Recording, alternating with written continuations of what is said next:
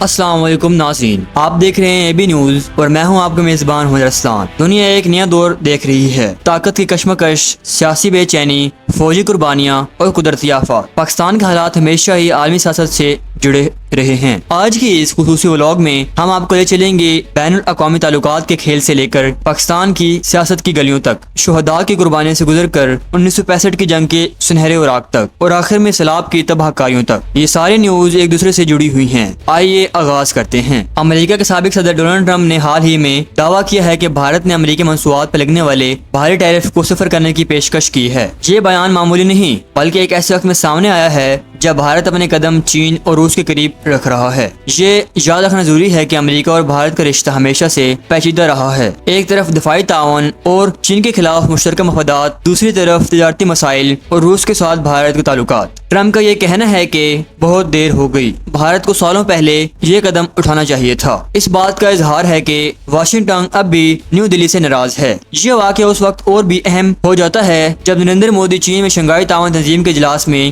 روسی صدر پیوٹن اور چینی صدر شی جن پنگ کے ساتھ کھڑے نظر آئے۔ یعنی ایک طرف بھارت امریکہ کو خوش کرنے کی کوشش کر رہا ہے، دوسری طرف وہ اپنے دیرینہ دوستوں کو چھوڑنے پر بھی تیار نہیں۔ اس کے اثرات کیا ہیں؟ یہ پاکستان کے لیے بھی اہم ہے، کیونکہ اگر امریکہ اور بھارت کے درمیان تناؤ بڑھتا ہے تو پاکستان کے لیے نئے سفارتی مواقع پیدا ہو سکتے ہیں۔ لیکن یہ بھی حقیقت ہے کہ خطے کی سیاست اب پہلے سے کہیں زیادہ غیر متوازن ہو گئی ہے۔ اب آتے ہیں پاکستان کے اندرونی حالات کی طرف۔ پی ٹی آئی نے ایک بڑا فیصلہ کیا ہے۔ عمران خان کی ہدایت پر پارٹی نے قومی اسمبلی کے اجلاسوں کا بائیک آؤٹ کر دیا ہے۔ یہ فیصلہ محض پارلیمانی سیاست کا حصہ نہیں بلکہ ایک احتجاج کی نئی حکمت عملی ہے۔ گوہر علی خان کے مطابق پارٹی کو اسمبلی میں بات کرنے تک نہیں دی گئی، اور یہی وجہ ہے کہ اب وہ باہر سڑک پر اپنا پارلیمان سجائیں گے۔ یہ صورتحال پاکستان جمہوریہ کے لیے سوال نشان ہے۔ کیا ایک بڑی سیاسی جماعت کو اسمبلی کے اندر اپنی رائے کا حق نہ ملنا جمہوری اصولوں کے خلاف نہیں؟ اس کے نتائج یہ ہو سکتے ہیں کہ اسمبلی میں صرف ایک طرف آوازیں سنائی دیں اور عوام کی ایک بڑی نمائندگی ایوان سے باہر رہ جائے۔ اسی دوران اسد کیسر نے سیلاب زدگان کی مدد کی اپیل کی۔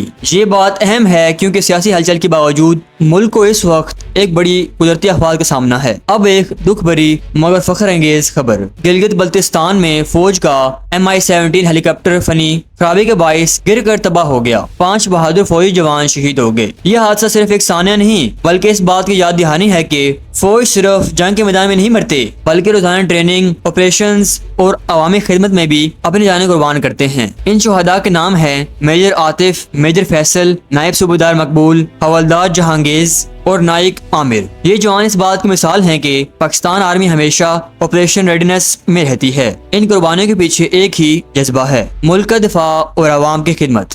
چلیے اب تاریخ کے اوراق پلٹتے ہیں۔ 2 ستمبر 1965 یہ وہ دن تھا جب جنگ ستمبر اپنے دوسرے دن میں داخل ہوئی۔ بھارتی وزیر اعظم لال بہادر شاستری نے پاکستان کو دھمکی دی، لیکن اسی سانس میں انہیں یہ اعتراف بھی کرنا پڑا کہ پاکستانی افواج نے بھارتی فضائی کے 4 طیارے گرا دیے۔ صدر ایوب خان نے قوم سے خطاب کیا، بھارت کی پالیسی نفرت اور دشمنی پر ہے، جہریت کا بھرپور جواب دیا جائے گا۔ میدان جنگ میں کیا ہوا؟ پاک فوج نے کشمیر کے محاذ پر بھارتی ٹھکانوں کو نشانہ بنایا۔ چھم کے علاقے میں 15 بھارتی ٹینک قبضے میں لے لیے اور 150 بھارتی فوجیوں کو جنگی قیدی بنا لیا گیا۔ یہ دن پاکستانی تاریخ کا ایک فخر بھرا باب ہے۔ یہ پیغام دیتا ہے کہ کم وسائل کے باوجود ایک پرعزم قوم بڑے دشمن کا مقابلہ کر سکتی ہے۔ اب واپس آج کے حالات پر آتے ہیں۔ پنجاب کے دریاؤں میں اس وقت سیلابی صورتحال سنگین شکل اختیار کر گئی ہے۔ بھارت نے ستلج میں پانی پھر چھوڑ دیا ہے، جس کے نتیجے میں فیروز پور اور ہریکا کے مقامات پر اونچے درجے کا سیلاب کا خدشہ ہے۔ یہ صرف پانی نہیں، یہ لاکھوں لوگوں کی زندگی اور موت کا معاملہ ہے۔ کھیت ڈوب رہے ہیں،